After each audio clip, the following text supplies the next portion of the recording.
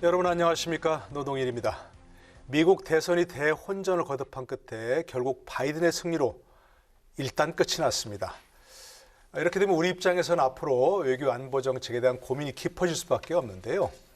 오늘 국회방송 이슈 토론에서는 미국의 바이든 시대, 한반도 정책에 어떤 변화가 예고돼 있고 또 그에 따라 우리는 무엇을 준비해야 할지 토론해 보겠습니다. 미국 대통령 선거 결과 선택은 조 바이든이었습니다. I pledge to be a president who seeks not to divide but unify. Who doesn't see red states and blue states, only sees the United States. 조 바이든 민주당 후보가 미국 대통령 선거에서 승리하면서 한반도 정책에 변화가 불가피해진 상황. 우리 정부도 다각적인 접촉을 통해 해법 찾기에 나선 모양새입니다. 우리 정부는 차기 정부와 함께 그동안 축적된 성과와 경험을 바탕으로 지난 날을 교훈 삼으면서 한반도의 비핵화와 평화 정착에 더 큰 진전을 이룰 수 있도록 지혜를 모아나가겠습니다. 정치권도 바이든 당선에 일제히 축하와 환영의 뜻을 밝혔습니다. 하지만 여야는 한미동맹 강화에는 한 목소리를 내면서도 대북 정책 방향에 대해서는 시각차를 보였습니다. 한미 양국이 외교 안보, 경제 통상 분야 등에서 호혜적 협력을 강화하면서 특히 한반도 평화 정착을 실질적으로 진전시키도록 미리 준비하겠습니다. 지난 6년간 한미 양국의 잘못된 대북 정책과 오판은 북한의 핵과 미사일 위협을 키워준 결과를 초래하였습니다. 북핵 회기와 한미 군사훈련 복원 등 원칙 있는 한반도 정책으로 복귀를 기대합니다. 미국 새 정부와 함께 해결할 과제 중 하나는 한미 동맹 현안. 주한미군 방위비 협상을 비롯해 주한미군 주둔과 전시작전권 전환 문제 등의 향방에 관심이 모아지고 있습니다. 무엇보다 최대 쟁점은 북핵 문제입니다. 정상끼리 문제를 푸는 탑다운 방식을 선호하는 트럼프 대통령과 달리 바이든 당선인은 실무 협상을 중시한다는 것. 북미 협상 재개까지는 상당한 시간이 걸릴 것이라는 전망이 나옵니다. 이번 주 이슈 토론에서는 미국 대선 이후 커다란 변화가 예고되고 있는 외교 안보 정책. 과연 우리는 무엇을 준비해야 할지 집중 토론해 봅니다.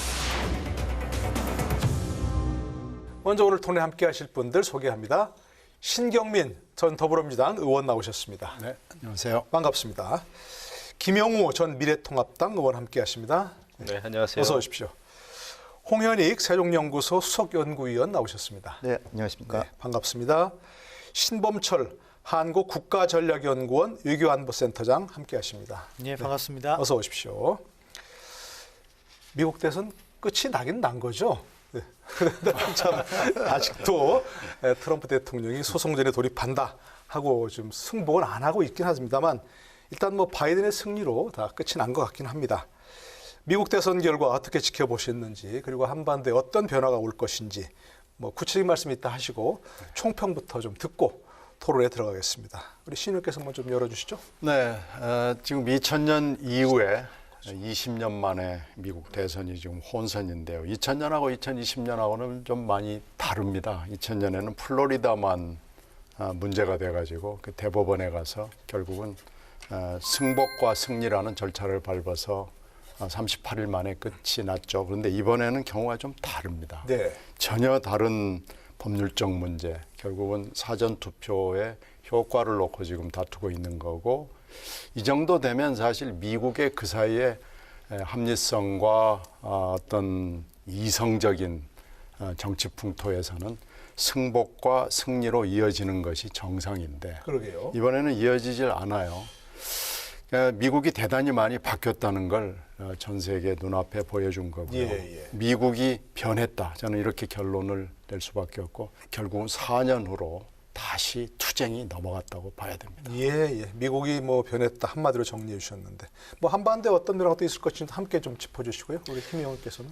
저는 뭐 개인적으로 봤을 때 트럼프라고 하는 트럼프 대통령이 워낙 특이한 그 성격의 소유자였다. 그러게요. 그래서 국내 정치는 완전히 분열됐고 또 국제사회에 있어서 미국의 역할도 어찌 보면 국제 거버넌스가 완전히 깨지는 네. 그런 그 결과를 초래했는데 지금 그 트럼프 또 대통령은 선거 이후에도 굉장히 좀 반지성적인 모습을 행태를 보이고 있다. 그래서 좀 걱정은 되는데요.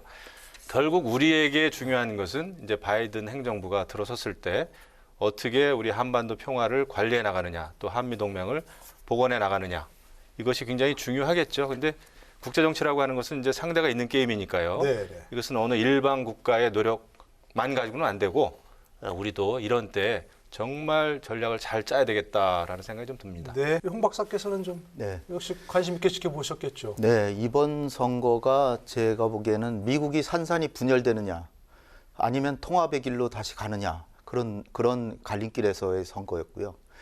국제 질서를 주도하는 패권국에서 완전히 퇴조하는 쪽으로 가느냐, 중국이 패권국이 되는 걸 굉장히 빨리 땡겨줄 것인가. 트럼프가 저는 대선됐으면 미국은 그냥 가라앉는 쪽으로 갈 수밖에 네, 없는 네. 상황이라고 좀 봤고요. 바이든의 승리는 단지 뭐 진보 세력의 승리가 아니라 미국, 우리의 우방국이자 유일한 동맹국인 미국이 침몰하느냐 아니냐. 저는 국제사회에서 미국 스스로 고립을 자초했고 국제사회 질서를 어지럽혔고 마치 지금 상황이 1929년 세계 대공황으로 이끌어가는 듯한 네. 1차 세계대전 이후에 미국의 태도와 거의 유사한 태도를 보였거든요. 그런 상황에서 바이든 후보가 당선이 돼서 앞으로는 힘이 아니라 모범을 보여서 국제사회의 존중을 받으면서 세계 질서를 주도하겠다. 너무나도 정말 다행스럽고요. 다행스러운 참 일이다. 예. 저로서는 정말 매우 큰 우려를 덜었습니다. 네, 네. 뭐 바이든 당선인 말처럼 다시 존경받는 미국이 되겠다는 뭐 그런 쪽이란 초점 맞춰주셨고요. 신범철 센터장께서도 예, 뭐 앞서 말씀을 해주셨지만 역시 키워드를 따져보면 화합과 존경과 바텀업인 것 같아요. 화합이라는 것은 분열된 미국을 어떻게 다시 하나로 만들 것인가. 그리고 또 존경이라는 것은 잃어버린 미국의 리더십을 어떻게 회복할 것인가. 그리고 바텀업이라는 것은 사실 이것은 한반도 정책과 관련해서 네. 지난 3년간 이 탑다운 방식으로 북한을 만나왔지만 성과가 별로 없었는데 그럼 다시 바텀업으로 이것을 만들 수 있을 것인가. 그런 여러 가지 과제를 미국 사회 내에 그리고 또 한반도 문제와 관련해서 우리에게 던져주었다고 봅니다. 네. 문재인 대통령께서는 뭐 같은 바이든 당선인에게 바로 축가를 하셨고 뭐 같이 갑시다 이런 말도 하셨죠. 근데 한미 관계 어떻습니까? 뭐 아무래도 이제 공화당에서 민주당으로 트럼프에서 바이든으로 넘어가니까 뭔가 좀 불가피한 변화가 이제 필요하지 않겠습니까? 어떻습니까? 뭐 바이든 당선인이 워낙 한국을 잘한다. 그래서 맑을 것이다 얘기도 있고 대북 관계에서는 더 힘들어질 것이다 이런 전망도 있는데 아무튼 뭐 자유스럽게 말씀 좀 해주시죠. 글쎄, 저는 그렇게 봐요. 그 미국의 지금 대통령이 이제 바뀌고 그 여야가 바뀌지 않았습니까? 그렇습니다. 결국은. 네. 그랬다고 해서 미국의 대외 정책, 한반도 정책이 근본적으로 180도 변하기는 사실은 쉽지가 않다. 네. 이런 그 기본적인 생각을 가지고 있습니다. 왜냐하면은 지금 이제 바이든 정부가 들어선다고 해서 과거 오바마 정부 때의 그 대한반도 정책, 뭐 전략적 인내 이런 걸로 그대로 돌아가기는 어려워요. 네. 왜냐하면은 환경이 바뀌었습니다. 그때보다 지금 이제 북한은 그 핵 능력을 아주 고도화시켰죠. 지난번에 10월 10일 날 그 북한의 열병식에서도 우리가 봤겠지만은 물론 그 대륙간 탄도미사일 그게 진짜냐 아니냐 그 열병식 때 나온 거 말이죠. 네. 그런 그 의혹은 아직은 있습니다만은 그럼에도 불구하고 북한의 핵 능력이 고도화됐다라는 것은 이제 우리가 받아들여야 되는 현실입니다. 네. 이런 상황에서 미국이 과거의 전략적 인내를 그냥 그 정책을 쓰기에는 환경이 바뀌었다. 다만 바이든은 상원 의원을 오래 했고 또 상원 외교통상위원회 위원장을 했습니다. 네. 외교위원장을 했고 그래서 정상적으로 국제 질서에 대해서 또 외교 정책에 대해서 학습과 훈련이 된 분이죠. 네. 그리고 또 우리 한국에 왔을 때 DMZ를 2번이나 또 그랬었다죠? 방문했었고, 네. 과거 또 박근혜 대통령하고 이제 면담도 하고 그랬는데 트럼프하고는 다른 것은 그래도 북한의 핵 문제라든지 이런 것을 해결하기 위해서 원칙을 가지고 네. 아마 대할 것이다. 대화를 위한 대화는 하지 않을 것이다. 그런 점에서는 우리도 따로 또 준비해야 될 일이 좀 많겠죠. 네네네. 뭐 연관될 수밖에 없겠죠. 뭐 북한 문제하고도 그런 그러면, 같이 짚어주시면 예. 바이든 당선자는 일단 외교위와 법사위를 오래 했는데요. 그 중에서도 외교위를 오래 했고요. 그러죠, 따르죠. 제가 특파원을 했던 2000년 초기에는 외교위원으로서 굉장히 해박한 북한 핵 문제에 대한 접근을 했습니다. 그리고 한국 특파원들하고도 좀 다정하게 지내는 네. 미국의 상원의원 중에 한 사람이었고요. 한국에도 애정이 있고 물론 일본도 잘 알고요. 그래서 뭐 그런 것은 걱정을 안 해도 되는데 미국은 정권이 바뀌거나 같은 정권에서 같은 정권으로 넘어가도 변하지 않는 부분이 분명히 있고요. 변하는 부분이 있는데 오바마와 같을 거라고 예상을 하는 것은 뭐 그건 뭐 여러분들이 그런 예상을 하시는데 그렇게 될 수 없거든요. 바이든은 오바마가 네, 아니다. 바이든은 이런 오바마하고 다르고 바이든이 물론 개성이 강한 분은 아니지만 지금 아시아의 정세가 너무 바뀌었고 특히 미중 갈등은 전혀 다른 양상으로 이미 네. 들어섰고요. 이 양상을 바꿀 수는 없습니다. 뭐 컨게이지먼트라는 표현을 쓰는 분도 있는데 컨테인먼트하고 인게이지먼트를 네. 같이 구사할 수밖에 없지 그러니까 않느냐. 봉쇄도 하고 그렇죠. 관여도 하고 그렇죠. 같은, 뭐 예. 두 가지 상반되는 정책을 같이 쓸 수밖에 없는데 네. 트럼프가 썼던 것처럼 막 관세로 이렇게 하는 방법보다는 더 훨씬 정교한 방법을 쓸 거다라는 게 예상이 되고요. 그거와 연관이 되는 상황에서 북한 문제도 분명히 다른 정책을 쓸 수밖에 없고요. 네.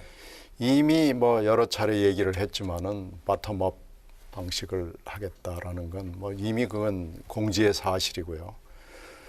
이제 누구를 쓰느냐라는 게 아직 결정은 되지 않았지만 지금 거론되는 여러 사람들이 중국 문제랄지 이 한반도 문제에 대해서 상당히 박식한 분들이 많이 네. 거론이 되고 있어서 저는 이 policy review가 끝나고 나면 그게 아마 여름쯤이 될 건데 상당히 구체적이고 단계적인 대한반도 정책이 나올 걸로 예상합니다. 네, 어쨌든 뭐 과거와 같지는 않지만 한미 관계라든지 네. 북미 관계가 변화가 불가피하다. 네.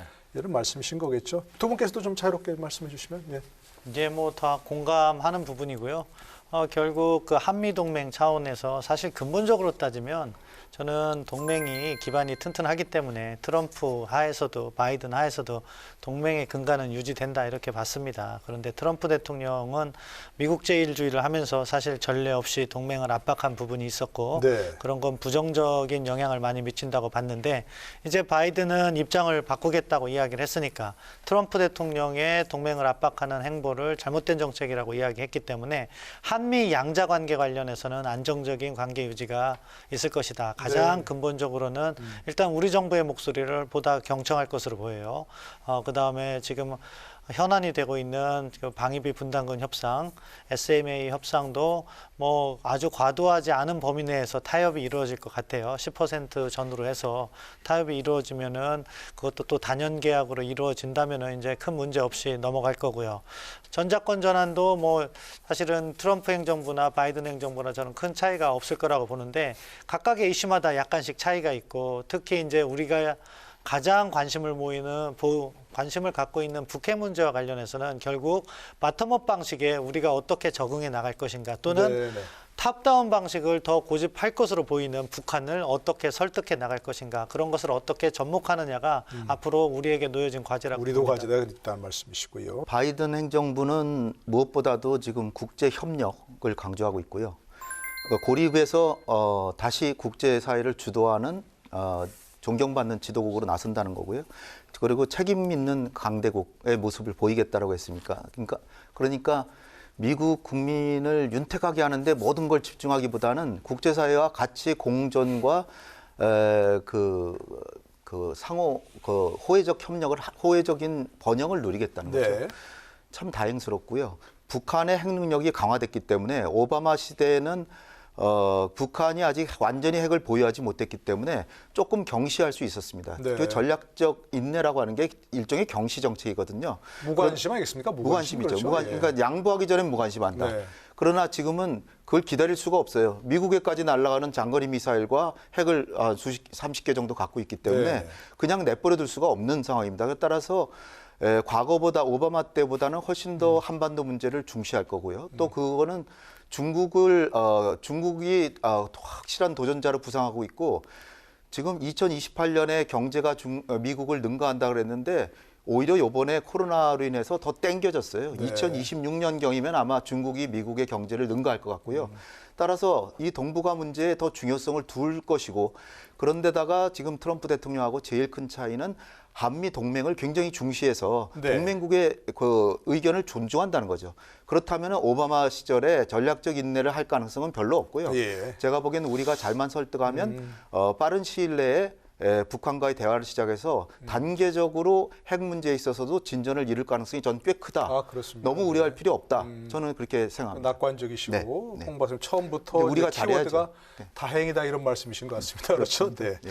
자 이제 뭐 어쨌든 뭐 다들 말씀하시기를 바이든 이제 당선자가 워낙 한국과의 의대 관계도 깊고 이해도 있고 그런 문제에 대해서 그러시다고 하는데 같이 한번 짚어보면 지금 현안이 이제 황의비에도 있고 주한미군 철수 문제도 있었고 그죠? 결혼이 됐었고 그다음에 전자권 전환 이런 것들이 있었는데 한미 관계 틀 안에서 그런 것들을 좀 우리가 어떻게 더 잘 풀어나갈 수 있을다면 어떻게 해야 되는지 좀 그런 쪽으로 좀 얘기 좀 짚어주시죠. 이 바이든 당선인은 여러 차례 얘기를 했습니다. 방위비 분담금 문제와 관련해서도 네. 한국을 협박해서 다시 말해서 주한미군 철수라든지 네. 이런 식으로 한국을 협박하는 식으로 해서 한국을 갈취하지 않겠다. 네, 갈취하지 않겠다라고 분명히 네, 얘기를 네. 했습니다. 그러니까 기본 입장이 나온 거죠. 그러니까 이 동맹의 관계는 또 가치의 동맹이고 네. 또 지금 본인이 당선되면은 그 국제 정상회담을 하겠다. 자유주의를 표방하는 국가들, 자유주의 국가들 정상들로 이루어진 그 서밋 네. 정상회담을 하겠다고 그랬거든요. 가치 동맹으로. 네, 그렇습니다. 그런 차원에서 방위비 분담금도 지금 이제 트럼프 대통령처럼 뭐 500%를 그냥 1년에 올린다든지 말이죠. 이런 그 터무니없는 일은 이제 없을 것이다 생각합니다. 다만 그렇다고 해서 우리가 안심은 할 수 없겠죠. 그러니까 바이든도 그렇고 트럼프도 그렇고 미국 국익 우선주의자입니다. 그렇겠죠. 그거는 네. 우리가 의심할 수가 없는 것이고 다만 방법이 다른 것이죠. 우리 홍 박사님 말씀대로 바이든 이제 당선인은 국제사회의 공조를 통해서 또 미국의 국제적인 리더십을 회복하고 존경심을 받으면서 미국의 주도권을 행사하겠다는 것이거든요. 결국은 주도권을 행사하겠다는 겁니다. 이런 상황에서 아마 미중 관계에 있어서도 갈등에 있어서도 우리 한국에 대해서 굉장히 이제 간섭을 할 가능성이 큽니다. 네. 과거에 그 박근혜 대통령을 만나서 면전에서 바이든 부통령이죠. 당시 부통령이 얘기를 했잖아요. 한국은 미국이 반대하는 나라에 베팅하는 것은 좋은 베팅이 아니다. 중국에 줄 서지 말라는 말을 우리 대통령 면전에서 했단 말이죠. 경고죠. 예, 그렇기 때문에 바이든이라고 해서 그렇게 노곤노곤하게 그렇게 가지 않을 것입니다. 그렇기 때문에 우리가 네. 한미 동맹을 회복하면서 우리의 전략을 잘 짜지 않으면 우리가 굉장히 고립될 수가 있다 네, 이런 생각이 네. 듭니다. 그러니까 뭐 방위비 협상과 또 주한미군 철수가 이렇게 연관돼 저는 뭐 있었고 방위비 전자권도 같이 문제랄지 짚어주시면 주한미군 감축이랄지 뭐 전자권 문제랄지 이거에 대해서는 별로 걱정할 필요는 없을 걸로 보이고요. 우려할 필요는 없다. 김 의원이 말씀하시는 대로 뭐 아마 이건 순차적으로 협상을 통해서 지금보다는 훨씬 더 합리적이고 이성적인 방향으로 될 걸로 해서 저는 별로 예. 이거는 걱정을 안 하는데요. 다만 이제 북한의 비핵화 문제를 어떻게 할 것이냐라는 걸 정책 검토를 이제 여름까지 할 거 아니겠어요. 네. 그런데 그 전에 트럼프의 외교를 비판은 하지만 트럼프가 4년 동안 해온 게 있거든요. 3번의 정상회담을 가졌고 뭐 여러 가지 하여튼 서프라이즈가 있었고 뭐 잘 안 됐지만 하여튼 진행은 된 거거든요. 그래서 이 부분을 어떻게 판단할 것이냐. 특히 이에 앞서서 더 중요한 건 북한의 비핵화 약속, 북한의 그 핵의 능력, 현재 단계, 그리고 미사일의 능력, ICBM의 문제, 북한의 능력 평가를 어떻게 할 것이냐가 이제 제일 중요한 문제가 될 거고요. 네. 트럼프처럼 원샷 딜을 한다, 뭐 이런 것은 이제는 그 가능성은 사라진 것 같습니다. 그러면 단계적 접근을 하고 바텀업식으로 협상을 하고 협의를 해나가고 합의까지 이루어갈 수 있을 것인가라는 건 대단히 물론 의심스럽지만 네. 하여튼 길고 지리한 협상이 시작될 것이고 어떤 형태의 협상이 될 것인지는 모릅니다. 네. 다만 바이든은 김대중 대통령의 그 인게이지먼트 정책에 대해서 찬성한다는 입장을 상원 의원으로서 여러 번 지지 발언을 했기 때문에 네네.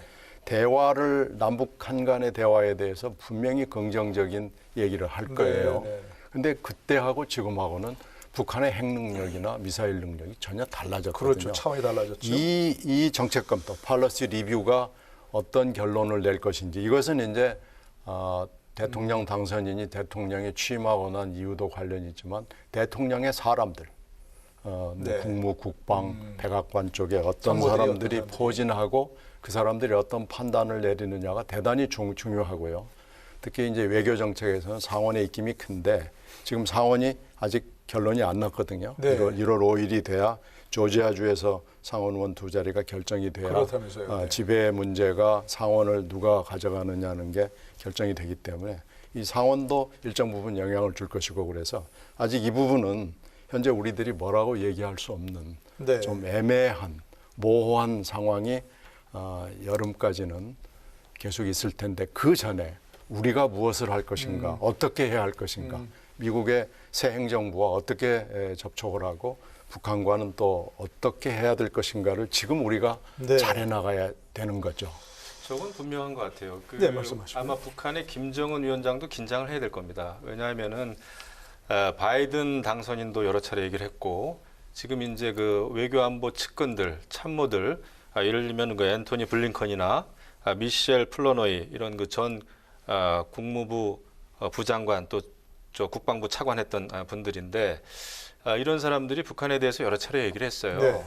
바이든 그 당선인도 마찬가지고 이제는 북한이 도발하면 우리가 그냥 그 도와주고 보상해주고 도와주고 이런 그 악순환은 반드시 끊겠다 얘기를 했습니다. 그렇기 때문에 북한의 핵 문제와 관련해서도 그렇고 북한도 여러 가지 자신들이 가지고 있는 핵 프로그램에 대해서 이야기를 하고 공개하고 또 핵 개발을 계속하지 않겠다라고 하는 어떤 종류의 약속이 없는 한 미국이 네네. 그렇게 눈에 띄는 협상이나 어떤 것을 이렇게 보상해주는 이런 그 과거 패턴은 없어질 것 없을 같거든요. 거다. 그렇기 네. 때문에 이제 북한으로서도 긴장이 될 겁니다. 예. 자, 두 일단 분께서는 안보 그 부분을 문제를 좀 초점 예. 맞춰가지고 한미 관계야 이제 네. 뭐 좀 맑음이라고 하지만 북한 문제를 둘러싼 그 갈등이 또 우리에게도 잊힐 수 그 있으니까 안보 그런 문제부터 문제를 먼저 아까 질문하셨는데 그것부터 먼저 짚고 네네, 북핵 그러시죠. 문제로 넘어가겠습니다. 방위비하고 주한미군 규모하고 전자권 전환 네. 그게 본래 지금 다 주제였잖아요. 연결돼 있는 네. 그런 문제들이죠. 근데 그건 지금 뭐 그거 다 얘기하면 제가 한 30분 얘기해야 되고요. 짧게 방위비 말씀해 짧게 주시면. 예. 하겠습니다. 방위비 문제는 바이든 당선인이 얘기했듯이 별 문제 없을 것 같습니다. 지금 한미 간에 13% 합의됐는데 그 정도 이내에서 그 합의될 게 분명하다. 그걸 트럼프 대통령이 거부한 거죠. 그거를 그래서. 50% 이상은 돼야 된다라고 네네네. 거부했죠. 그러나 바이든은 다른 사람이니까 13% 이내에서 아마 해결될 것 같고요. 주한미군도 감축하느니 뭐 말이 많았잖아요. 주한미군에 대해서도 동맹의 군대 파견해 놓고 그거를 감축한다고 갈취하는 건 나쁘다. 돈과 얘기했기 때문에 연결시키면 안 된다. 이것도 별 문제 없는데 만약에 트럼프 대통령처럼 만에 하나 또다시 감축을 위협하면서 방위비는 그래도 많이 내야 된다라고 하면 우리가 먼저 한 10,000명 정도는 줄여도 된다라고 네, 우리가 네. 선제안을 하고 만약에 미국이 그런 제안을 했을 때 제가 정말로 부탁하는데 한국의 보수 언론과 보수 정치인들께서 이 부분에 대해서 담담하게 받아들였으면 좋겠어요. 그리고 네. 지금 28,500에서 18,000으로 줄여도 아무 문제 없습니다. 재래식 군사력에서는 아무 문제 없는데 단지 딱 하나 북한이 핵과 장거리 미사일까지 갖고 있기 때문에 단지 핵에 있어서는 억지력은 분명히 제공해줘야 된다. 네, 네. 그것만 제공해주면 10,000명은 줄여줘도 좋다. 미국의 부담을 좀 줄여주고 싶다. 알겠습니다. 예. 그렇게 해서 담담하게 하면 아무 문제가 없습니다. 그래서 조금 미국에게 신세지는 걸 좀 줄임으로써 미국이 반중 노선에 서라고 하는 그런 압박에서 한결 가벼워질 수 있는 겁니다. 오히려 고마운 거예요. 사실은 우리가 생각하기에 나름이죠. 네. 마지막으로 전자권 전환인데요. 이거는 바이든이 됐다고 해서 달라질 게 크게 없습니다. 네. 그런 상황에서 스케줄이 쌓여 있으니까. 네. 지금 이제 경질됐습니다만은 에스퍼 국방장관이 종전에 바로 지난달이죠. 한미 안보연례 협의회에서 주한미군 규모와 함께 규모도 변함없다라는 얘기도 빼버리고 그다음에 방위비 분담금도 사실은 외교부끼리 협상하는 사안인데 국방부 장관이 이걸 얘기했어요. 사실은 신뢰입니다. 신뢰인데 그런 얘기를 했고요. 그런데 그거는 미국의 군부의 입장이라고 좀 봐요. 네. 이게 정권이 바뀌어도 바뀌는 게 아니에요. 따라서 지금 전자권 전환은 어디에 가 있냐면은 3단계 검증을 해야 되는데 요번에 8월 달에 2단계 검증을 해야 되는데 코로나 때문에 안 왔어요, 검증단이. 네네네. 그건 미국이 와서 안 온 겁니다. 그래서 그 검증을 못 했는데 검증이 안 됐으니까 차기 정부로 밀어버리려고 그래요. 지금 미국 군부가. 따라서 우리는 이거를 내년 봄에 2단계 합의하고 2단계 검증하고 8월 달에 3단계에서 문재인 정부에서 이거를 가져와야 된다고 네, 봅니다. 네. 왜 그러냐? 이 전자권 전환이라고 하는 것은 만약에 지금 3대 조건 있잖아요. 3대 조건에 한반도 정세, 뭐 북한에 대한 핵 억지력 뭐 이런 거 얘기하는데요. 그거는 평가하기가 매우 추상적이에요. 그러니까 미국이 의지가 이거 아직 안 됐어 그러고 안 주면 못 하는 겁니다. 따라서 지금 제일 중요한 문제는 뭐냐면 노무현 정부 때 전자권을 전환할 때는 각계 전자권을 우리 합참의장이 가져오면서 이 양군이 독립적으로 일본처럼 일본이 지금 그렇게 하고 있습니다. 주한미군, 한국군 따로 별개의 군대로 있으면서 협조만 군사협조기구만 딱 만들어서 협력하기로 돼 있는데 지금 전혀 바뀌어버렸어요. 어느새 바뀌어버려서 어떻게 됐냐면 사령관만 미군 사성장군에서 한국 사성으로 바뀌고 이 유기적으로 사령관이 한국인이면 미군, 사령관이 미군이면 부사령관은 한국인으로 해서 유기적 결합은 그대로예요. 물론 한미동맹 더 네네. 든든한 건 좋은데 어떤 스케줄대로 바뀐 거는 사령관 하나니까 검증이 그렇게 필요가 없는 거예요. 네. 그렇게 그 원래 스케줄대로 우리 정부가 추진해 나가야 된다 그런 말씀이신 것 같고요. 우리 뭐 그거에 대해서 핵 문제는 혹시 얘기 예, 안 하세요? 말씀하시고. 다시 이거로 간 다음에 핵 문제 가시죠. 그것만 좀 이긴 사실은 제가 홍현익 박사님하고 이 부분과 관련해서 작년부터 수많은 논쟁을 했고 네, 저는 네, 그 네. 그러실 것 같아요. 의견에 예, 반대 우리 의견을 잘- 냈어요. 그래서 나는 문재인 정부가 한번 해봤으면 좋겠어요. 네. 그렇게. 근데 왜 안 할까요? 왜 안 하냐면은 그렇게 하면은 동맹이 흔들릴까봐 두려워서 그 흔들리는 안보 문제로 인해서 경제에까지도 파장을 입을까봐 두려워서 국가를 운영함에 있어서 안정적인 운영이 필요하기 때문에 그렇다고 생각해요. 그리고 홍 박사님께서 주장하시는 말씀 중에서도 일부는 사실은 근거가 없는 거죠. 10,000명 줄어서 아무 이상 없다. 네. 그거는요 줄이기 전까지는 아무도 모르는 것이고 안보는 튼튼하게 운영하는 것이 경제나 타 분야에 미치는 영향이 있기 때문에 저희가 조심스러운 행보를 해온 거죠. 예, 개인 의견이시다는 그렇죠. 그런 예. 차원이시고. 그리고 네. 전자권 전환과 관련해서도 저는 그렇게 생각해요. 그 과거의 연기 사유가 어쨌든 문재인 정부 들어서 약속을 한 게 있거든요. 그러니까 초기 운영 능력 검증, 완전 운영 능력 검증, 그리고 완전 임무 능력 검증 네. 그 세 가지를 하기로 돼 있는데 있었죠.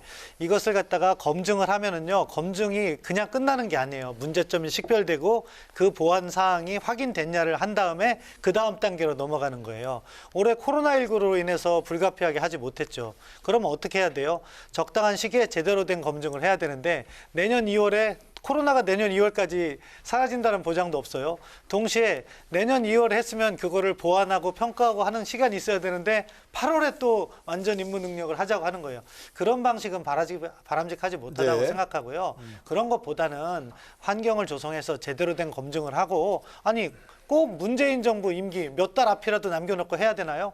1년 뒤에 하더라도 제대로 하는 게 약속을 지키는 우리의 입장에도 좋고 어떻게 보면 전자권 전환의 안정적 전환이라는 측면도 바람직하다고 생각합니다. 네. 그렇기 때문에 약간 입장차는 있는데 사실 안보 문제는요. 저는 접근 자체를 신중하게 해야 된다고 봐요. 그것이 어떻게 보면 홍현익 박사님과 저의 가장 큰 네. 이견인데 그것이 누구의 잘못이라고 저는 생각하지 않고 그런 면에서 상호 존중하고 상대의 입장에 귀 기울였으면 하는 바람입니다. 짧게 한 말씀만 네, 드리겠습니다. 그러시죠. 만약에 다음에 보수 정부가 들어서면 또 연기시킬 거예요. 우리 정부가 연기시킬 겁니다. 왜냐하면 2008, 9년에 80%까지 다 아무 문제 없다고 국방부 스스로가 얘기를 했는데 이명박 정부 들어와서 천안함 폭침 딱 발생하니까 그걸 근거로 그냥 연기시키고 박근혜 정부에서 무기 또 연기시켰는데 만약에 다음 정부가 또 진보 정부가 들어서면 가겠죠. 근데 만에 하나 보수 정부가 들어오면 또 연기시킬 가능성이 매우 크다. 그래서 내년에 만약에 3단계까지 안 해도 좋습니다. 2단계까지만 하고 전환하고 그다음에 이 말씀드렸듯이 사령관 한 명만 딱 바뀌는 거예요. 네네. 그것만 바뀌고 나서 그 유기적인 체제는 그대로 가니까 흔들리는 게 전혀 없습니다. 한국군이 알겠습니다. 예. 그 사령관만 되는 거니까 네. 그 다음에 3단계 검증을 하고 네, 또 네. 그거 고쳐도 된다고 저는 얼마든지 할 수 있다고 일단 봅니다. 단계적으로 전환하는 네. 것도 필요하다 이런 말씀이시고 제가, 그 문제가 말씀만 좀 드리면 제가 이제 국방위원장 할 때 국방위원장 나토 하셨죠. 예. 나토 그 브뤼셀에 가서 나토 사령부로도 다녀왔죠. 근데 거기도 이제 나토 사령관은 역대 미군의 장성이 주로 맡아왔죠. 그래도 어느 나라도 그런 그 나토 사령관에 대해서 어떤 자주권이라든지 이런 걸 주장하지 않습니다. 네, 그러니까 우리가 전자권을 생각할 때 가장 중요하게 생각해야 되는 것은 결국 한반도의 평화를 유지하고 또 대한민국을 어떻게 효율적으로 효과적으로 지킬 수 있느냐. 네. 이것이 우선되는 거지. 실용적으로 접근. 전자권을 문재인 정부 내에서 정권 내에서 집권 내에 되찾아야 된다. 이건 어떤 민족 자주 주권의 문제가 아닌 것이죠. 네네.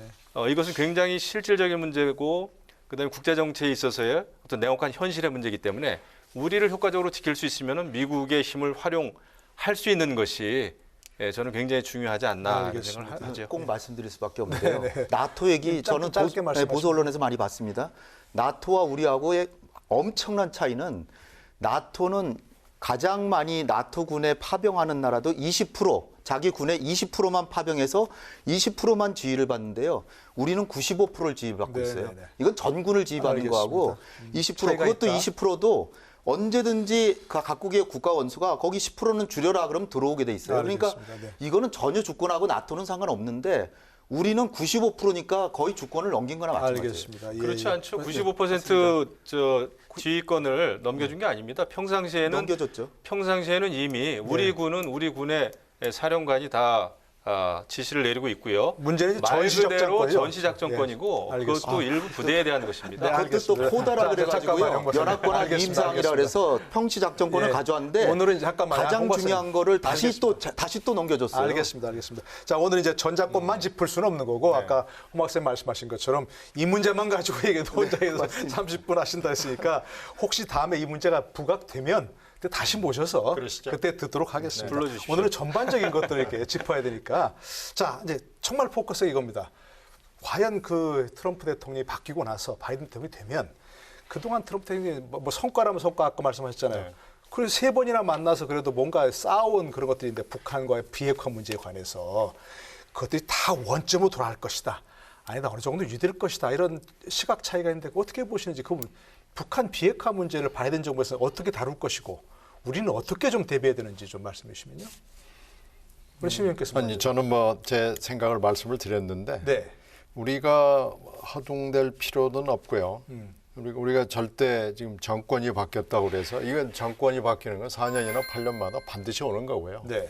지금 공화당 정권이 물러났다 그래서 공화당 정권이 완전히 끝나는 것도 아니고요. 4년 뒤에 어떻게 될지 아무도 모릅니다. 네. 아까 뭐 미국 정세를 짚어봤지만 4년 뒤 선거는 또 오리무중으로 갈 거거든요. 네. 그러니까 공화당 정권이 했던 걸 다 폐기하거나 섭섭하게 생각할 필요도 없고 민주당 정권에 대해서도 역시 마찬가지였기 때문에 새로 들어오는 팀에 대해서 우리가 면밀하게 검토를 하고 설득할 내용이 있으면 설득을 충분히 차분하게 해주고요. 네.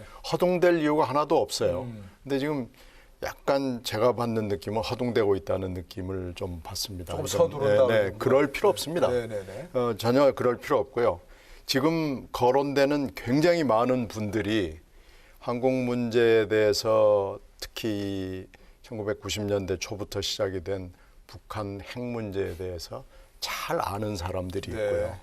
그 중에 이제 고위층도 중요하지만은 저는 고위층 밑에 중간층, 하위층에 대한 설득 그리고 전문가 그룹에 대한 설득 그게 띵크탱크나 학자들, 언론에 대한 설득도 우리가 총체적으로 해가면은 네. 새로운 이 바이든 행정부와 우리가 대화를 못할 이유가 하나도 없고 앞으로 이 이슈를 우리가 더 많은 발언권을 가지고 할 수 있거든요. 네. 그래서 충분히 저는 이 팀들하고 잘 해나갈 수 있고 우리 이익을 다 구현시킬 수 있습니다. 그래서 오히려 이번에 정권 교체가 우리한테 굉장히 많은 도움이 될 수 있고 원샷으로 톱다운으로 이렇게 가는 그 외교 협상은 한계가 분명히 있습니다. 네. 이건 잘 되면 좋은데 또. 안 되면 한숨에 또 가버리거든요. 그렇죠. 구체적인 문제 네, 들어가다 그래서 보니까. 네. 거기서 진전된 발전은 받아들이고 네. 우리가 새로 이번에 바이든 행정부와 대화를 끌어나가면 저는 훨씬 더 잘 될 수 있다고 네. 생각합니다. 아마 그 바이든 정부에서는 그 실무자들도 그렇고 앞으로 그럴 것 같아요. 지금 바이든 당선인이 이제 그 대선 캠페인 내내 또 대선 운동 기간에 트럼프 대통령하고 TV 토론한 거, 그다음에 지난 3월에 Foreign Affairs에 이제 기고한 바이든의 그 글을 이렇게 보면은 그렇습니다. 분명합니다. 그러니까 평화라고 하는 것도 그냥 말로 지켜질 수 있는 것이 아니라 어떤 시스템으로 지켜야 되고 또 국제사회와의 공조를 통해서 지켜야 된다.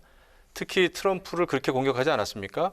북핵 능력을 감소시키기는커녕 독재자인 김정은을 국제 무대에 나오게 하는 그런 역할만 해줬다. 네. 트럼프 대통령은 북미 회담을 통해서 말이죠. 뭐 친구라 그랬는데 뭐 깡패를 그렇게 그렇죠. 부른다, 뭐 이런 얘기까지 했어요. 그런 거를 봤을 때는 아마 바이든 당선인과 또 핵심 참모들은 결국 북핵 문제를 해결하는 데 있어서도 실질적으로 북핵 능력을 감소시키는 그런 그 절차를 밟아가면서 그 회담을 해도 할 것 같아요. 그리고 제가 과거에 그 미국의 이제 정책 결정자들 얘기를 들어봤을 때도 너무나 트럼프 대통령은 탑다운이기 때문에 일관성을 자기들이 지키기 어렵다라는 얘기를 실질적으로 했어요. 네. 제가 직접 들었고.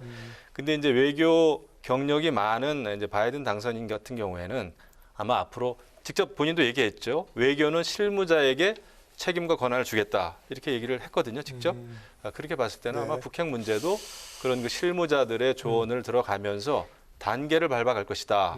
이런 생각이 좀 듭니다. 지금 국내에서 좀 바이든 행정부의 출범을 약간 우려하는 진보 진영에서 우려하는 거는 바이든 대통령 당선자가 트럼프가 성과 없이 독재자를 국제사회에 찬란하게 데뷔시켜주기만 네. 한 거.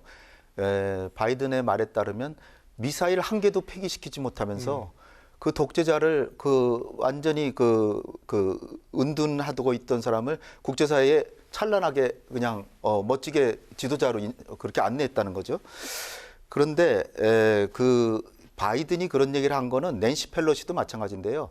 상대 당의 지도자이기 때문에 비판한 측면이 매우 크다고 트럼프 보고요. 대통령을 비판하기 위해서 그렇죠. 그런 것이다. 트럼프를 비판하기 위해서. 왜 그러냐면은 하노이 정상회담 때 낸시 펠로시가 한 행동을 보면 잘할 수 있습니다. 낸시 펠로시도 북한 같은 적성국이라도 대화를 해야 된다 이렇게 생각하는 사람인데 네. 트럼프가 하니까 그건 안 된다 그렇게 해가지고 코온 변호사를 데려다가 그냥 그냥 청문회 했죠. 트럼프는 사기꾼이고 무슨 인종차별주의자고 막 그랬잖아요.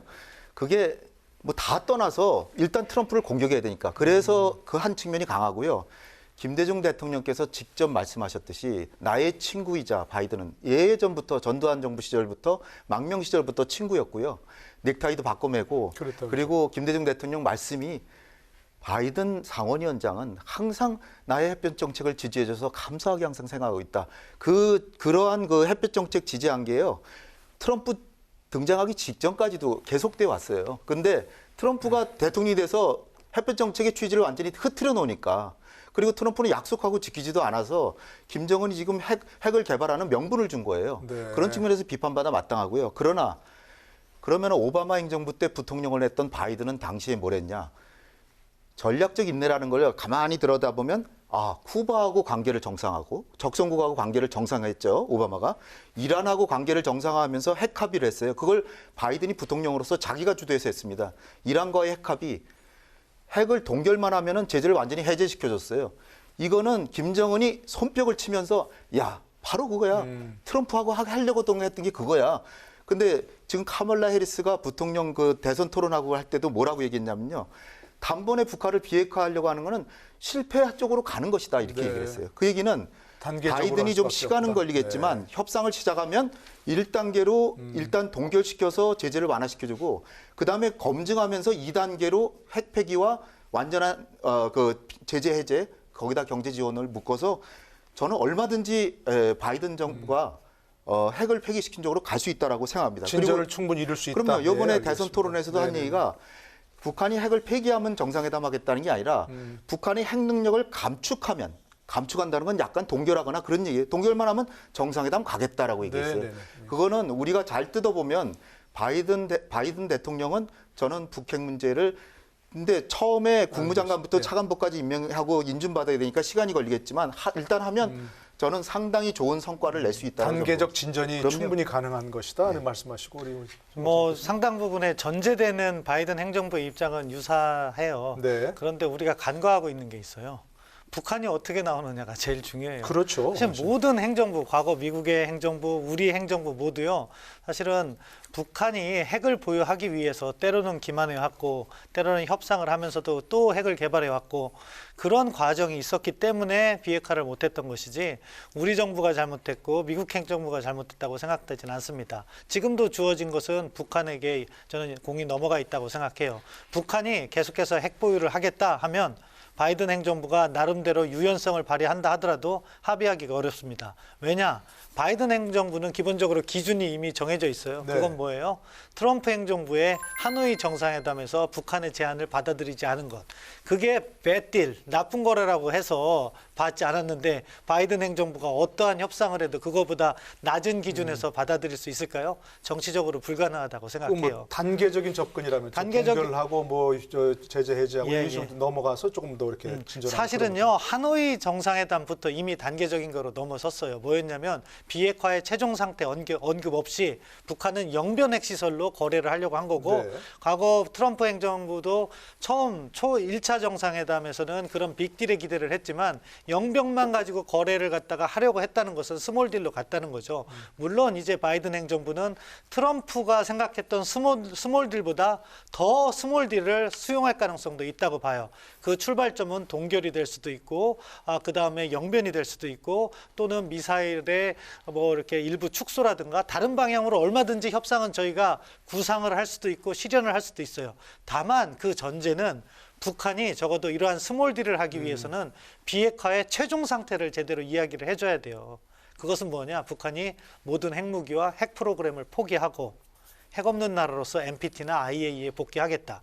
그런데요, 트럼프가 3년 동안 협상했는데 한 번도 비핵화의 최종 상태를 이야기하지 않았어요. 네. 이제 그런 부분과 어떻게 우리가 매칭을 시킬 것인가, 그것이 저는 비핵화 협상의 미래를 결정한다고 보는데 아직까지 제 진솔한 생각은 북한은 핵을 포기할 생각이 없다. 왜? 그것이 드러나는 것이 지난 7월 10일 김여정 부부장의 대미 담화예요. 그 내용에 어떤 단어가 있냐면요. 네. 우리의 핵을 없애려 들 것이 아니라 우리의 핵이 위협이 되지 않도록 관리해라 이렇게 이야기를 하고 있어요. 그건 뭐예요? 핵 군축 협상으로 일부를 갖고 있겠다는데 전제가 그렇게 되면요. 바이든 행정부가 유연성을 발휘하려고 하더라도 어려워져요. 왜? 그것은 북한을 핵보유국으로 인정하는 길이 되니까. 바로 이제 거기 이제 핵심적인 지점인 것 같아요. 핵심적인 걸 단계를 말씀드리겠습니다. 밟아가면 북한이 비핵화할 것이다. 네. 이런 이제 낙관적 견해도 있고 그럴 리가 없다. 북한이 핵을 포기한다는 말도 하지 않았고 결국 하지 않을 것이다. 아직까지는 이런 안 했다는 얘기인데. 거고 할 수 있다는 있도록- 가능성은 열어둬야죠. 지금 제 말씀하신 그건 뭐 해봐야 되지 않을까요? 어떤 뭐 점에서, 예. 그 부분에 대해서 저도 동의를 하는데 네. 북한의 궁극적인 목적이 무엇이냐, 목표가 무엇이냐 하는 거에 대해서 사실은 아무도 모르죠. 네. 북한도 얘기를 안 하고 있고 우리도 모르고 미국도 모르고 아무도 모르지만 일단 단계를 밟아가다 보면 그것이 군축인 건지 비핵화인 건지. 근데 지금 군축이라고 얘기를 한 당사자는 하나도 없습니다. 분명히 비핵화라고 네. 다 그게 중국이 됐건 미국이 됐건 우리가 됐건 다 얘기를 하고 있기 때문에 북한도 거기에 일단은 응하지 않을 수는 없을 거고요. 이건 굉장히 상당히 단계가 여러 단계 이후의 일이기 때문에 여러 단계 안 될 거다고 생각해서 협상을 안 할 필요는 없고요. 그러니까 비핵화라는 걸 먼저 얘기하지 말고 네, 밟아가다 보면 나올 것이다. 일단 단계를 밟아가면서 얘기를 하고 그것이 결국은 지금 모든 당사자들이 얘기하는 게 비핵화를 얘기하고 있기 때문에 결국은 북한도 이 부분을 얘기하지 않고 넘어갈 수는 없는 순간이 오지 않을 수가 없는 거죠. 그런 단계를 밟아나가다 네, 보면 네. 될 것이다. 먼저 듣고 이렇게 두 분 때 또 반론 드리겠습니다. 예. 아주 중요한 상황인데 얘기 안 된 게 있는데요. 네. 아까 우리가 다 동의하는 게 바이든 대통령은 동맹을 훨씬 중시하잖아요. 트럼프 대통령은 정말 우리 대통령을 많이 좀 경시했습니다. 네. 이 재작년 5월 달에 백악관에서 정상회담할 때 우리 대통령을 옆에 앉아 계신데 기자들하고 질의응답을 한 20개를 하는데 그중에는 이번에 마스터즈 누가 우승할 것 같습니까? 이런 것까지 하고 우리 대통령한테는 거의 질문도 안 하고 이런 어떻게 보면 외교적 결례를 범하는 정도로 우리를 이렇게 무시했습니다. 근데 바이든 대통령은 그러지 않은 사람입니다. 우리 말을 경청하는 사람이기 때문에 한국 정부의 의견을 듣는다는 거죠. 바로 그겁니다. 2009년에 오바마 정부가 출범했을 때 대한민국의 어느 정부인가요? 이명박 정부입니다. 이명박 정부의 얘기를 들었던 거예요. 이명박 정부가 처음에는 북한이 4월 달 돼가지고 장거리 미사일 쏘고 5월 달에 핵실험하니까 이거 대화 필요 없다 이렇게 오바마도 나갔죠. 그러나 여름이 되면은 힐러리 클린턴 국무장관이 대화로 나가는데 우리 정부가 그걸 막아서요. 왜 북한하고 대화를 하려고 했나? 저렇게 도발하는데 대화하면 버릇만 나빠진다. 계속해서 대화를 막았어요. 그래서 안 한 겁니다. 8년 동안. 근데 그것만 이유는 아니지만 상당히 중요한 이유가 된 거죠. 근데 우리 대한민국의 20년 만에 민주당 정부와 미국의 민주당 정부가 만났어요. 김대중 정부하고 클린턴이 만난 거랑 같아요. 클린턴 행정부 때 마지막에 어떻게 됐죠? 올브라이트 국무장관 평양 가가지고 클린턴 자신이 평양을 가려다가 부시 당선자가 가지 말라 해서 안 간 거 아닙니까? 그러니까 우리 정부의 역할에 따라서 얼마든지 진전될 수 있다는 거고요. 그러니까 핵심은 또 북한이 과연 비핵화를 받아들일 것이냐 이런 부분인데. 받아들이죠. 왜냐하면은 지금 아까 신 박사께서 얘기하신 게 하노이 정상회담에서 얘기한 거 이상을 가야 된다? 저는 그렇게 생각하지 않습니다. 그 이상을 가는 게 아니라 접근법 자체가 달라요. 트럼프는 행사용으로 김정은을 만나서 사진이나 찍고 말이나 떠벌리고 가서는 뭘 약속했는지도 잊어버려요. 그러니까 김정은이 싱가포르에서 그 한 해 전에 약속했던 거를 트럼프가 하나도 안 하니까 김정은이 이미 각오라고 갔던 거죠. 이번엔 반드시 미국이 확답을 받는다. 구체적인 확답을 받는다 그랬는데 약속을 안 하잖아요. 트럼프가. 그래서 깨진 거기 때문에 지금은 하노이 합의에서 했던 수준의 낮은 수준 이게 문제가 아니라 접근 자체가 단계적으로 가는 거예요. 1단계에서는 요 정도 한다고 국민을 설득해 가면서 합의하고 검증하고 다시 2단계로 핵폐기로 가는 겁니다. 얼마든지 저는 1단계로 갈 수 있다고 보고요. 그러니까 단계적으로 가는데 핵심적으로 그걸 북한이 비핵화를 받아들일 것이냐는 그런 문제만 동결하고 제재를 완화시켜 주는데 봤죠. 당연히. 동결 비핵화까지도 아니 그러니까 동결은 할 수 있지만 당연히. 그리고 동결하는 걸 검증하고 그다음에 또 다시 합의해서 폐기하는 쪽으로 가서 또 검증하면서 가면 스냅백이라는 거 있잖아요. 역시 단계적으로 하게 되면 갈 수 있다 이런 말씀이시죠. 그다음에 이 처음에 비핵화의 완전 상태를 얘기를 북한이 안 한다라고 신 박사 얘기하셨잖아요. 안 하죠. 왜 안 합니까? 지금 북한하고 미국하고는 경제력으로 600대 1이에요. 600배 세고 핵무기도 수십 배 이상 많고 전략폭격기고 다 있잖아요. 그런 상태에서 다 폐기하라고 하기만 하지 트럼프 자신이 약속한 관계 정상화나 종전선언이나 평화협정이나 하나도 한 발자국도 안 나갔어요. 그러니까 미국이 하나도 약속을 안 지키고 신뢰가 없으니까 먼저 얘기할 수 거기에 없다. 어떻게 먼저 600분의 1이 힘이 약한 나라 따로 다 하라 그러면서 자기는 하나도 안 하는 그런 협상 방식으로 어떻게 성과를 거두겠습니까? 알겠습니다. 우리도 교민부터 이렇게 좀 들어야겠습니다. 핵무기를 어떻게 이해할 것인가가 굉장히 중요하다고 봅니다. 핵무기는 다른 그 첨단 재래식 무기하고는 차원이 다른 거거든요. 지금 북한이 국제사회에서 큰 소리치고 그나마 또 트럼프 대통령을 만날 수 있었던 거, 또 지금 문재인 정부 들어서 이제 또 유난히 남북 대화 이거를 많이 강조합니다만은 이렇게 환경이 바뀐 것은 북한이 핵을 가지게 되면서 이렇게 된 겁니다. 결국 군사적인 면에서는 남북 간에 미군을 제외했을 때 남북 간에는 군사적인 그 균형은 이미 깨졌어요. 그래서 우리가 평화를 유지하는 방법은 딱 두 가지밖에 없습니다. 하나는 양쪽이 힘이 아주 균등해가지고 세력 균형이 일어나기 때문에 무력 도발을 하면은 같이 절멸하는 상태가 되면은 평화가 유지가 됩니다. 그리고 또 하나는 한쪽이 완전히 압도적으로 무력이 강하면은 이제 굴종적인 평화가 이루어지는 것이죠. 문제는 북한의 핵 문제를 어떻게 해결할 것인가에 대한 해답 없이 만나는 것 자체로 평화가 유지될 것처럼 이런 착각을 한단 말이죠. 그런데 바이든 행정부는 그 관련 참모들도 그렇고 바이든 당선인 자체는 다른 시각을 가지고 있다. 북한의 핵 문제를 푸는 데 있어서 그냥 보상해주지 않겠다. 북한도 자신들이 어떻게 핵 문제, 핵 능력을 동결하고 폐기할 것인가라는 것을 내놓지 않으면은 그냥 대화 안 하겠다는 거거든요. 그래서 저는 북한은 어떻게 나올 것인가? 저는 홍 박사님하고는 좀 다른데 북한은 지금 수십 년 동안 사실은 김일성 그때부터 1950년대부터 그 원자력 발전소 핵무기를 만들기 위한 그런 연구소를 만들고 핵무기를 이제야 보유를 했습니다. 네네. 그렇기 때문에 그렇게 북한 체제 유지를 위해서 가장 중요하다고 생각하는 또 세습 체제를 위해서 가장 중요하게 생각하는 핵무기를 그렇게 쉽게 포기할 것인가, 동결할 것인가? 저는 아니라고 봐요. 그래서 우리는 그런 그 북한 핵 문제를 푸는 데 있어서도 굉장히 현실적으로 준비를 하고 또 비관적으로 생각을 하는 상태에서 전략을 짜는 것이 훨씬 필요하고 현실적이다 생각합니다. 일단 비관적 접근을 하고 저는 그게 그러나 이제 맞다고 봐요. 목표는 있지만 그럼요. 이렇게 비관적 접근. 그게 역사가 증명해주지 않습니까? 네네네.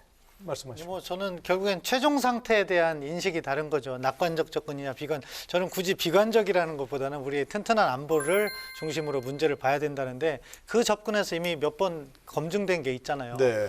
과거에 햇볕 정책 할 땐 뭐라 그랬어요? 북한이 핵을 개발할 능력도 의지도 없다고 얘기했어요. 그렇지만 북한이 있었다는 거죠. 지금 가정이 또 틀리면 상황은 더 낙화되니까 그렇기 때문에 조심스러운 접근이 필요하다고 생각하고 트럼프 대통령이 김정은 위원장하고 이벤트하고 말았다 하지만 그 이벤트를 또 접속시켜준 게 누굽니까? 그 책임으로부터도 그런 식의 낙관적 접근으로만 답이 나오지 않는다는 것은 이미 북핵 협상의 어떻게 보면 역사가 증명했다. 물론 무조건 압박만이 답은 아니라고 생각해요. 그래서 바이든 행정부가 북한과 대화를 할 때 우리가 그것을 무조건 반대해서는 안 된다고 생각해요. 당연하죠. 적절한 대화가 이루어질 수 있게 해야 되는데 그 접근은 과거 북한의 행태를 보면 쉬운 협상만으로 핵을 포기하기는 어렵다. 네. 그렇기 때문에 압박도 필요하고 트럼프 대통령이 작년인가요? 연초에 재미난 이야기를 했어요.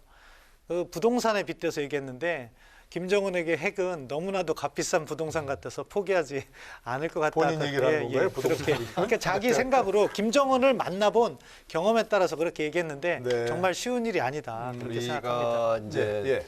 협상을 한 게 북한과 30년이 이제 가까워지고요. 그렇죠. 뭐 늘 있었죠. 92년부터 시작해서 94년도에 그 1차 어그리드 프레임워크가 나온 거니까요.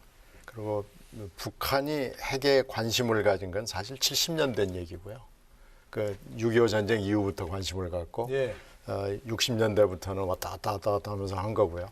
지금도 현재 미스테리를 우리가 다 풀지 못합니다. 이 최근에 발전된 플루토늄, 동축우라늄, 미사일, ICBM 뭐 이런 것들이 어떻게 기술이 결합이 돼서 이렇게 됐는지를 모르고요. 다만 우리가 대화를 30년 해본 경험으로는 검증에 항상 걸립니다. 검증을 어떻게 할 것이냐. 원칙에 합의를 해놓고 좋다 그렇게 해놓고는 자 그럼 검증을 어떻게 하지? 거기서 깨지고 또 깨지고 그러니까 디테일에서 항상 깨지거든요. 그러니까 이 협상이 정말 악마가 거기서 그렇죠. 있습니다. 이 협상이 뭐 시작될 협상이 있다면 쉽지 않습니다. 이건 비관도 낙관도 할 수 없는 굉장히 어려운 협상이고요. 다만 우리가 대화를 그러나 포기할 수는 없습니다. 이것이 궁극적인 목표나 목적이 비핵화인지 폐기인지 뭐 아니면 군축인지 그 우리가 종착점을 모르지만 출발하지 않을 수 없는 단계를 이미 넘어섰고요. 그 종착점도 가봐야 한다 네, 이런 가봐야 아는 말씀이신 것 거고요. 같습니다. 예. 그러나 지금 현재 트럼프가 해왔던 톱다운 방식은 너무나 허약하다.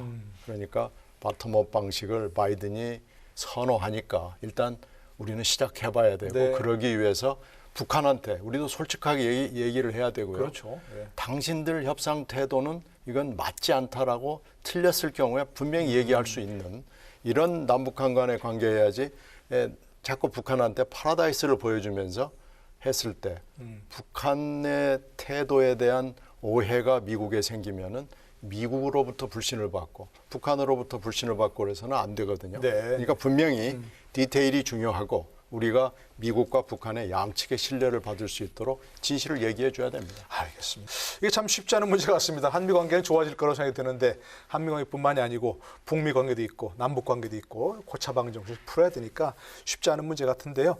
어쨌든 우리가 차근차근 준비해야 되지 않는가 싶습니다. 그 문제에 대해서. 자, 벌써 시간이 다 됐습니다. 그래서 좀 마무리 발언을 들어야 될 시간이 됐습니다. 우리 저 한반도 정책 변화가 분명히 있을 것인데 그에 대한 우리의 어떤 준비 이거부터 좀 어떻게 될 것인가? 대개서 우리 신 센터장부터 좀 말씀해 주시죠. 예, 뭐 지금 이제 바이든 행정부가 곧 출범할 것으로 보이기 때문에 첫 번째 단계는 한미 동맹의 신뢰를 갖다가 다시 한번 강조할 필요가 있다고 생각합니다. 우리가 지금 트럼프 행정부의 잘못도 있지만 문재인 정부 역시 저는 지나치게 북한 중심적인 접근으로 인해서 한미 간의 갈등을 유발한 측면도 있다고 봐요. 그런 부분을 극복하려는 노력을 문재인 정부도 하고 또 동시에 신뢰회복의 목소리를 미국에게 전달할 때 서로 네. 조화가 이루어질 수 있다고 보고요. 현안 하나하나씩은 사실은 바이든 행정부가 전직 트럼프 행정부에 비해서는 협조하기가 좋으니까 그런 부분에 있어서 신뢰를 쌓아 나가고 그러한 튼튼한 한미동맹을 바탕으로 해서 한반도의 안정을 이루어내는 그런 신중한 접근을 하기를 기대해 봅니다. 홍현익 의원께서도요. 네. 무엇보다도 북한이 지금 도발하면은 판이 다 깨집니다. 그래서 지난 1년 동안 어렵지 않았냐. 만약에 지금 섣불리 도발하면 앞으로 4년 내내 고생할 거다. 그래서 어쨌든 설득하고 압박해서 도발을 못하게 해야 되고요. 미국한테는 지금 북한은 나올 준비가 김여정의 7월 성명에서 이미 대화에 나오려고 그러는데 미국이 트럼프가 대선 때문에 못 나온 것이다. 따라서 지금 또다시 머뭇머뭇하면 오바마 초기 때처럼 북한은 도발할 수도 있다. 따라서 조속히 관여를 해서 고위급 회담을 바로 하진 않더라도 대화할 용의가 있음을 충분히 표명하고 실질적인 대화를 하는데 상호 신뢰가 중요하니까 6.12 합의, 즉 트럼프와 김정은이 2년 전에 싱가포르에서 합의했던 거 자기가 정당은 다르지만 전직 대통령이 그 불량국가와 약속한 걸 난 지킨다라고 하면 미국 국내에 국민 통합도 이루고 또 하나는 그 북한을 확실히 대화로 끌어들일 수 있다 이렇게 생각합니다. 알겠습니다. 도발을 하지 못하도록 하지 않도록 하는 게 가장 중요하다.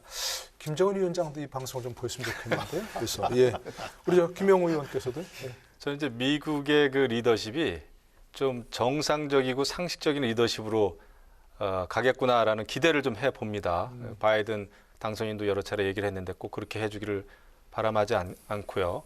그리고 우리 한반도 평화를 위해서는 한미 간의 외교 채널을 빨리 구축을 해서 긴밀한 대화를 빨리 시작해야 된다 생각을 합니다. 그리고 남북 대화 좋죠. 저도 대화론자입니다. 하지만 대화는 원칙을 가지고 하지 않으면 우리가 얻을 것이 없다. 얻을 것이 없을 뿐만 아니라 오히려 우리에게 위협으로 다가올 수 있다. 이런 생각을 하거든요. 그래서 한미 간의 공조를 잘 하고 그다음에 남북 대화를 하더라도 북한의 핵 문제 또 인권 문제까지도 우리가 당당하게 요구할 건 요구해야 됩니다. 그런 속에서 우리가 한반도의 실질적인 지속 가능한 평화를 구가할 수 있다 이렇게 생각합니다. 네, 원칙 있는 대화. 아까 신 의원님하고도 뭐 일맥상통하는 말씀 같습니다. 그렇죠? 네, 신 의원께서도 마무리 발언할까요? 제가 2001년에 부시 DJ 정상회담을 봤거든요. 네. 그 당시 백악관에서. 특파원할 때 봤는데 이게 참사로 끝났습니다.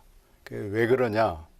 부시와 그 당시에 독수리파의 실체를 잘 모르는 상태에서 DJ 대통령이 내가 50년 한반도 문제를 생각한 사람이 연하인 부시를 만나서 5분 안에 설득할 수 있다고 자신을 했거든요.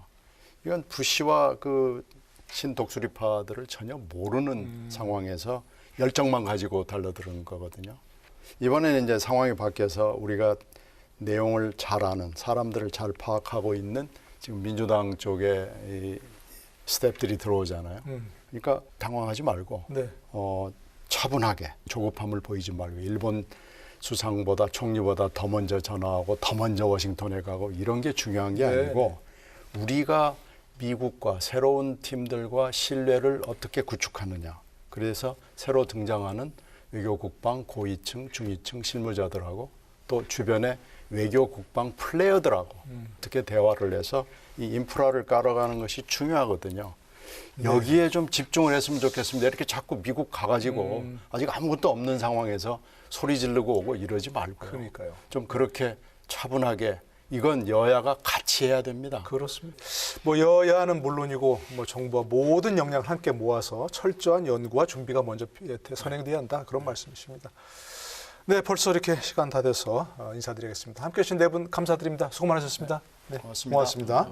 네. 국회에서도 방미단을 꾸려서 전방위적인 의원 외교를 추진하겠다고 하는데요.